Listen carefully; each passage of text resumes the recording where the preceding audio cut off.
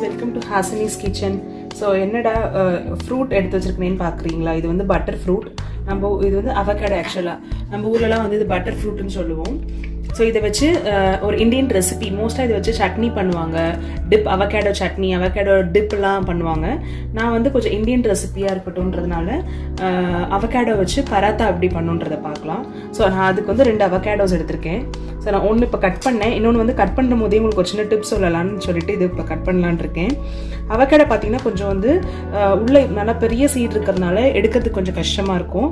எப்படி கட் பண்ணணும்னா வந்து 2 பக்கம் வந்து ஃபஸ்ட்டு வந்து ஃபுல்லாக நமக்கு சீடு உள்ளே போய் வராது, நம்ம உள்ள முழுசாக அப்படியே கட் பண்ண முடியாது. ஸோ அப்படி எடுத்துகிட்டு ஜஸ்ட் இப்படி கையில் எடுத்து ஒரு ட்விஸ்ட் பண்ணிங்கன்னா கொஞ்சம் ஓப்பன் ஆகும். ஸோ தட் நீங்கள் இப்படி ஈஸியாக ஓப்பன் பண்ணிடலாம். ரொம்ப ஸ்க்யூஸ் பண்ணணும்னு அவசியம் கிடையாது. ஸோ நம்ம இந்த சீடை எடுத்துகிட்டு நம்ம இந்த பல்ப்பை மட்டும் எடுத்து நம்ம தனியாக ஒரு பவுலில் மாற்றிக்கலாம். ஸோ அதுக்கு ஒரு எடுத்துகிட்டு லைட்டாக வந்து உள்ளே இந்த மாதிரி ஸ்லிட்ஸ் போட்டுக்கோங்க. ஸோ அதோட உங்களுக்கு ஸ்கூப் பண்ணி எடுக்கிறதுக்கு ஈஸியாக இருக்கும். ஸோ அந்த மாதிரி நான் எல்லாத்தையும் வந்து ஸ்லிட் பண்ணி ஸ்கூப் பண்ணி பவுலில் மாற்றிட்டு காட்டுறேன் பாருங்கள். ஸோ நான் இந்த மாதிரி ஸ்லிட் பண்ணதுக்கப்புறம் இந்த பல்ப் பார்ட் மட்டும் நான் அழகாக இப்படி கட் பண்ணி எடுத்துக்கிறேன். ரொம்ப பழமாக இருந்தால் நீங்கள் அழகாக ஸ்பூன் வச்சு ஸ்க்யூஸ் பண்ணாலே வந்துடும். இது கொஞ்சம் வந்து எனக்கு மீடியமாக இருக்கிறதுனால நான் வந்து கத்தி வச்சு உள்ள இருக்க பல்ப் பார்ட் எடுத்துக்கிறேன். ஸோ இது வந்து பட்டர் ஃப்ரூட்டுன்னு சொல்லுவோம். நம்மளோட இந்தியாவில் பட்டர் ஃப்ரூட் சொன்னால் கிடைக்கும். மோஸ்ட்டாக இப்போ எல்லா சூப்பர் மார்க்கெட்ஸ்லையும் அவைலபிள் இருக்குது. ரொம்ப இது வந்து பார்த்திங்கன்னா vitamin E and vitamin C ரொம்ப இருக்கக்கூடிய ஃப்ரூட் இது. ஸோ ஹைலி நியூட்ரிஷனல் ஃப்ரூட்டும் கூட இது. ஸோ அதனால் முடிஞ்ச அளவுக்கு இதை நீங்கள் மந்த்லி ஒன்ஸ் சேர்த்துக்கோங்க, ரொம்ப நல்லது. குழந்தைங்களுக்கும் நீங்கள் இந்த மாதிரி டிஃப்ரெண்ட்டாக செஞ்சு கொடுத்தீங்கன்னா சாப்பிடுவாங்க. ஸோ இப்போ நம்மளுடைய அவகேடோஸ் எல்லாமே வந்து இந்த பல்ப் எல்லாமே எடுத்தாச்சு. இப்போ வந்து இந்த மாதிரி நீங்கள் ஒரு ஸ்மேஷர் வச்சோ இல்லைனா வந்து மத்து இருந்தாலும் சரி, மத்து வச்சு கூட நல்லா இதை சாஃப்டாக மெசிச்சுக்கோங்க. ஸோ நானும் அந்த மாதிரி நல்லா மெசிச்சுட்டு காட்டுறேன் பாருங்கள். ஸோ இதை நல்லா நான் மெசிச்சுட்டேன். ஸோ இதுக்கப்புறம் வந்து நம்ம மற்ற இன்க்ரீடியன்ஸ் எல்லாமே ஆட் பண்ணலாம். ஸோ நான் ஒரு 1/2 டீஸ்பூன் அளவுக்கு ஜிஞ்சர் கார்லிக் பேஸ்ட் வச்சுருக்கேன். ஸோ அதையும் ஆட் பண்ணிக்கோங்க. இதோட கொஞ்சமாக புதினா நல்லா ரஃபாக சாப் பண்ணியிருக்கேன், நல்லா ஃபைனாக சாப் பண்ணியிருக்கேன், சாரி. அதையும் இதோட ஆட் பண்ணிக்கலாம். புதினாவும் கொத்தமல்லியும் சேர்த்தாப்புல கொஞ்சம் கொஞ்சம் சாப் பண்ணி ஆட் பண்ணியிருக்கேன். இது கூட வந்து ஒரு 3 to 4 drops of lime juice add பண்ணிக்கலாம். கொஞ்சமாக ஆட் பண்ணால் போதும். மஞ்சத்தூள் ஒரு பிஞ்ச் ஆஃப் இது ஆட் பண்ணிக்கோங்க. காரத்துக்கு 1/2 டீஸ்பூன் மிளகாத்தூள் ஆட் பண்ணியிருக்கேன். ஜீரகத்தூள் ஒரு 1/4 டீஸ்பூன் ஆட் பண்ணுங்க. அதே மாதிரி கரம் மசாலா இருந்தால் கரம் மசாலா ஆட் பண்ணலாம், அப்படின்னா சாட் மசாலா இருந்தாலும் ஆட் பண்ணிக்கலாம். ஒரு 1/4 டீஸ்பூன் அதுவும். இதுக்கு தேவையான அளவு சால்ட் ஒரு 1/2 டீஸ்பூன் அளவுக்கு ஆட் பண்ணிக்கோங்க. நம்ம இது எல்லாத்தையும் ஒன்றா மிக்ஸ் பண்ணிக்கலாம். நம்மளுடைய மிக்சர் ரெடி ஆகிடுச்சு. இந்த இதில் வந்து இந்த அவகேடோ மிக்சரோட வந்து நம்ம மாவு போட்டு பிசைஞ்சிட்டு வரலாம்.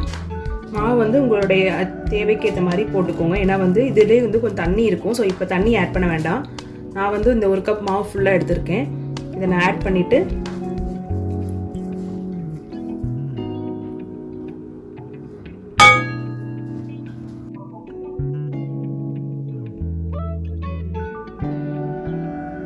கொஞ்சம் மாவு போட்டு பிசைஞ்சதுக்கப்புறம் நம்ம 1 டேபிள் ஸ்பூன் அளவுக்கு ஆயில் சேர்த்துக்கலாம்.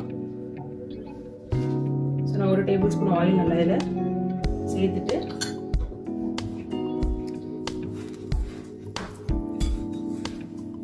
நல்லா சப்பாத்தி மாவு பதத்துக்கு நம்ம பிசைஞ்சு எடுத்துப்போம். நம்ம அழகாக சப்பாத்தி மாவு பதத்துக்கு பிசைஞ்சிட்டோம். கொஞ்சம் சாஃப்டாகவே பிசைஞ்சுக்கோங்க. ஸோ இதுக்கு மேலே வந்து நான் ட்ரை ஆகாமல் இருக்கிறதுக்கு கொஞ்சமாக ஒரு 1/2 டீஸ்பூன் அளவுக்கு எண்ணெய் சேர்த்து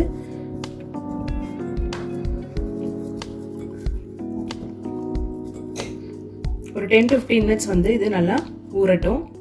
ஸோ நம்ம அடுத்த பரோட்டாவும் திரட்டி எடுத்துக்கலாம். ஸோ இந்த மாதிரி மாவு போட்டு திரட்டினீங்கன்னா உங்களுக்கு ஒட்டாது. ரொம்பவும் நீங்கள் ஆட் பண்ணணும்னு அவசியம் இல்லை மாவு இதுக்கு. நல்லா மெசிச்சிட்டிங்க அப்படின்னா உங்களுக்கு வந்து வெடிப்பு வராது. ஸோ அதனால அந்த ஃப்ரூட் வந்து அவகேடோ ஃப்ரூட்டை வந்து நல்லா மெசிச்சிடுங்க. கொஞ்சம் அப்படி காய்வாட்டமாக இருந்தது அப்படின்னா வந்து நீங்கள் லைட்டாக மிக்சர் ஜாரில் கூட போட்டு அரைச்சி எடுத்துட்டு அதுக்கப்புறமா நீங்கள் மற்ற இஞ்சி பூண்டு பேஸ்ட், இந்த கொரியாண்டர், மின்ட் லீவ்ஸ்லாம் போட்டு கூட நீங்கள் மிக்ஸ் பண்ணிக்கலாம். ஸோ யூஸ்வலாக வந்து நம்ம ஆலு பராத்தா, சீஸ் பராத்தா அந்த மாதிரி சாப்பிடுவோம்ல. ஸோ இந்த மாதிரி என்னைக்காவது ஒரு நாள் டிஃப்ரெண்ட்டாக ட்ரை பண்ணி பாருங்கள், நல்லா டேஸ்டியாக இருக்கும். ஸோ இப்போ நம்ம தவால போட்டுடலாம்.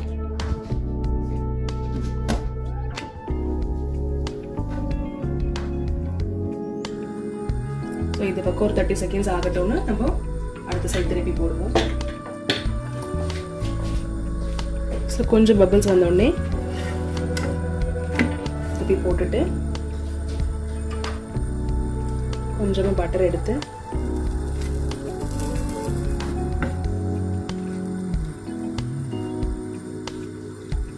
இந்த சைடும்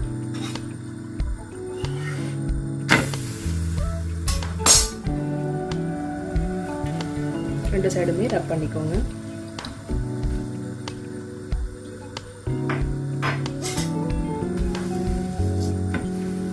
ஸோ என்னோட இது பார்த்தீங்கன்னா நான் மல்டிகிரெயின் ஆட்டா எடுத்திருக்கேன். ஸோ நான் ஹோல் வீட் எடுக்கல.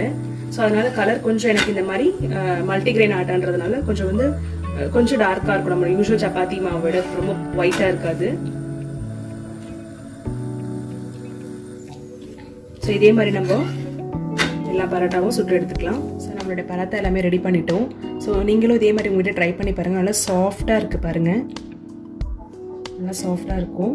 ஸோ இது கூட வந்து தொட்டுக்க நீங்கள் எதுவுமே வேண்டாம். லைக் ஒரே ஒரு பிக்கிள் இருந்தால் போதும், இல்லை கர்ட் முட்டை வச்சுட்டு கூட சாப்பிட்லாம். ஸோ பராத்தானும் போது மோஸ்ட்டாக வந்து நம்ம சைட் டிஷ்ஷாக எதுவும் செய்ய மாட்டோம். நம்ம இதிலே வந்து காரம் எல்லாமே இருக்கிறதுனால நம்ம வெறும் பிக்கல் அண்ட் கர்ட் வச்சு சாப்பிட்லாம். நீங்களும் மறக்காமல் உங்கள் வீட்டில் இதை ட்ரை பண்ணி பாருங்கள். யூஸ்வலாக நம்ம வந்து செய்கிற மாதிரி இல்லாமல் அவகேடோ ஃப்ரூட் வச்சு பராத்தாஸும் நம்ம ரெடி பண்ணலாம். இந்த வீடியோ உங்களுக்கு பிடிச்சிருந்ததுன்னா மறக்காமல் ஹாஸ்னிஸ் கிச்சன் சேனலை லைக் பண்ணுங்கள், ஷேர் பண்ணுங்கள், சப்ஸ்கிரைப் பண்ணுங்கள்.